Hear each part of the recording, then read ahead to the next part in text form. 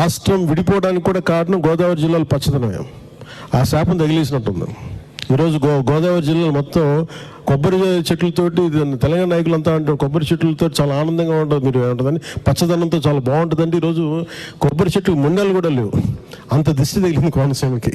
ఎందుకంటే నాకు దీనికి తగిలినంత దృష్టి, నరుడి దృష్టికి నల్లరాయన పగిలిపోతుంటారు. అలాంటిది కోనసీమ పచ్చదనం ఎంతమంది కళ్ళలో పడి వాళ్ళందరూ దృష్టి తగిలి ఈరోజు ముండేలతో కొబ్బరి చెట్లు ఉన్నాయంటే దీనికి ఇంకా మనం కరెక్ట్ చేసుకోవాల్సిన అవసరం ఉంది, దీన్ని సరిదిద్దుకోవాల్సిన అవసరం ఉంది.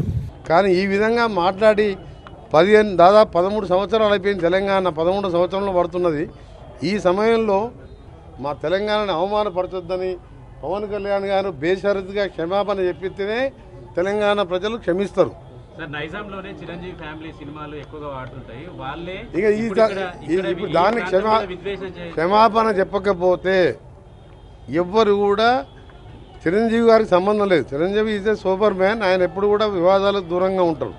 కానీ పవన్ కళ్యాణ్ కొత్తగా రాజకీయాలకు వచ్చి డిప్యూటీ సీఎం కాగానే తెలిసి తెలియకనే మాట్లాడిండో, మరి కావాలని తెలంగాణ వాళ్ళని అవమానపరచాలనుకుండో ఏమనుకుండో, కానీ దానికి క్షమాపణ చెప్తే కనీసం ఆయన సినిమా 1-2 రోజులన్నా ఆడుతుంది.